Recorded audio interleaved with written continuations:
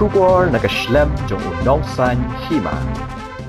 Ka Internal Quality Assurance Cell jong ka Thomas Jones Synod College Juwai ha kha South Rik Nai Wieng ka Pynlong ya ka Jingïathir Halor ka Phang rethinking the changing scenario of the education sector in Meghalaya. Ya ka ni ka program la plibat ba da ka AEC ka LBR Marak MCS ha ka Jingïathir lang kinong hikai bat ki khana school. Ya ka ni ka Jingïathir lang la penyat da ka RD Padiat Assistant Professor jong ka Tanat Political Science kat ba ka principal ka Dr. A Nongbri ka la ay ka Jingkran Lincoln. Ha ka Jingkran ka LBR Marak ka loong ba ka Phang pedeng jong ka Jingkran ka long ka babyang bat ka badan jingmut namar ba ka Meghalaya ka yat ringkat ba ka Jingpentre ya ka NEP arja arpo ka Meghalaya Education Grant bat ki we jing Pynkylla.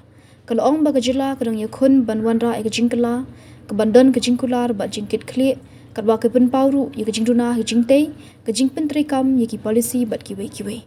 Kini kimat ki kata bet ki jing angnut bat kalawe jong ki samla ki ba omla ban penbet marwe hendai don kam ka jingi trilang bat ka jingkit khri lang hapdeng ki nong hikai ki nong thau policy ki nong penyat ki samla pule bat ki lat pathai khubor kalero ek Thomas Jones Synod College bat ka IQAC ki bra thau ek rinsan ek ran ka badan jingmut bat kenturu ki samla pule ban shimenta shitham namar ki de ki nong shimenta ki ban yo pateng ya kalawe jong ka puli Puthi jong ka Jylla.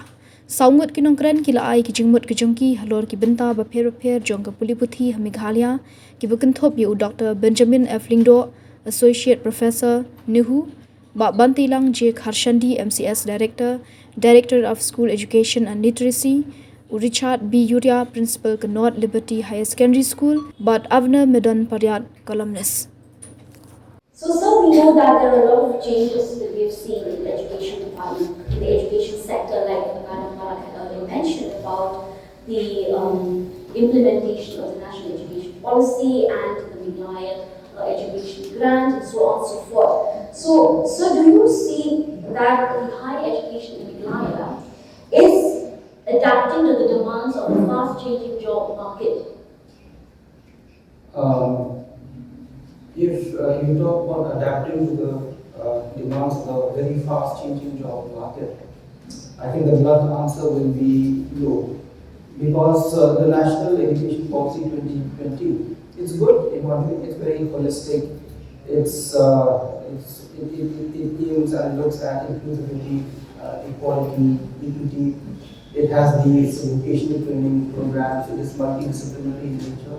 So in terms of the idea and the entire context that we are looking at from the central government, I think the policy is good. But when you come to our state, in Halor, where even in PGI index, the very latest one, we are last. We have only 420 points out of 1,000. And we are far away from the second last. Second last is 253 points. So we have to make up a lot of ground to even catch the second last state, which is a very small state.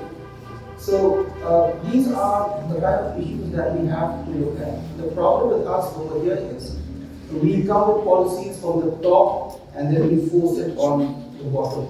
Actually, it has to be the other way around. We should start from the ground, understand the ground realities, do a proper assessment, collect proper data, analyze, understand, and then see how we can come up certain things like, for example, National Education Policy 2020. Like, for example, at university level and all the colleges which are affiliated to NEHU, including the Thomas Jones College here in July. We are all running a MEP structure right now. We have BT schemes and all these other programs, which is good. But what about the infrastructure?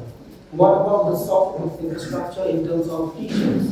What about the salary packages for these teachers who are going to teach? And what about the students? How much are they supposed to pay? Because as of now, all colleges who are running these courses, they are running out of these contractual teachers. And their payments is basically from the collection of fees of these students. Now, in a place like Pynlong, where you have a lot of middle class family and all that, maybe we can manage all of that. But what about places which are far away from the city, far off areas, where we have a lot of people who are below poverty line, 43% population of the state, they are below poverty line. Now, how exactly do we match the entire thing? So I think we need to start from the bottom and we go up. And just a small thing about MEG, this education funding system or funding education funding system that we are talking about. MEG is nothing but a copy and paste of a system that we have in Estonia. Okay, Estonia has the system where you give money to the managing committees and the GB and you wash your hand and they will manage everything. But this is Meghalaya, this is not Estonia. Estonia is a developed country. Its per capita GDP is more than 30,000. India is around 3,000. Meghalaya 1,800 US dollars. I'm talking in terms of US dollars. Right? Their population is only 14 lakhs. Our population, as of now, maybe will be around 35, 36 lakhs. They have started revamping their education system right from the 1992 onwards, after the Soviet Union broke down. But we are looking at it now, and we just copy and paste what these developed nations are doing. Now we can only see the mismatch. They can do it because they have the money. We cannot do it because we do not have the money. The document which the state government has put on its public portal, right, which is accessible to everyone, okay? That document is like just saying, we'll do this, we'll do that. But on the basis of what is the government claiming on all these things? Where is the premise? Where is the foundation? And we should not be copying and pasting like MEG funding, education funding system from developed countries like Estonia. We are not Estonia, we are Meghalaya. We are on the opposite limit of Estonia. They can start from the top to the bottom and say, we'll give money to you, you wash your hands, you do whatever you want. But we cannot do that. Do our managing committees and governing bodies have the capacity and the capability to do that? The culture is different, the climate is different, the dynamics over here is different, right? So I think the government needs to really have a look as to how we are trying to adapt our students and even teachers for that matter, right, to the changing demands of a very fast, progressing and dynamic global job market, not just at the state and the national level. No, because you're mentioning about the different changes and reforms that are required to be taken. We understand that the education sector in the state of Pynlong is very complex. And just recently, I recall the Chief Minister saying that the education sector in the state faces deep-rooted structural challenges, and which the state is also targeting to work on to bring about changes. Now, my next question is for Bante. So, because we know that we are trying to embrace all these new aspirations and we're trying to navigate the evolving policies. How can we ensure that education remains inclusive and at the same time it's also relevant and future ready for the students in a world that is ever changing? Thank you, Pynlong. See, the point that you mentioned is very true because education department is going through a lot of reforms. And see, recently we've had a panel discussion earlier also on the Meghalaya education plan. So in that panel discussion also, I've made it very clear that even till date also, we are still at the discussion stage. We have not yet finalized and made it into a policy. So that is, of course, one of the reforms that the government is trying to bring because, like you mentioned, even the Honorable Chief Minister also had mentioned that the education department needs a very strong structural reformation. See, in terms of holistic education, like my fellow panelist, Dr. Puthi mentioned, okay, the roadmap is actually there with the National Education Policy 2020 in place, and central government is following that. We also, as a state, are also following in line with the National Education Policy.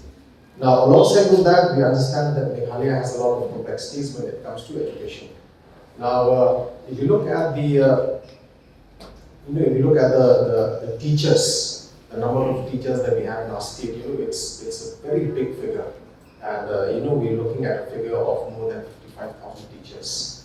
And if you look at the number of schools that we have in our state, also we have close to 14,500 schools. So, which is very, very huge compared to the population of our state and in comparison with the other states, particularly in Northeast region. So we face a lot of problems, and in the last few years, in fact, the government has tried to bridge the gap between addressing the problems and issues on the education department, and at the same time also to to address another core issue, which is improving the quality of education and the entire scenario of education in the whole state.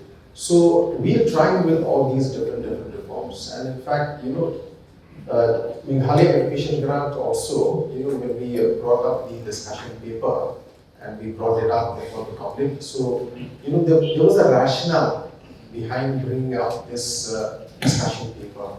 And we all understand that, if you look at the different categories of schools, like you have, the grant-aid schools, which consists of the deficit.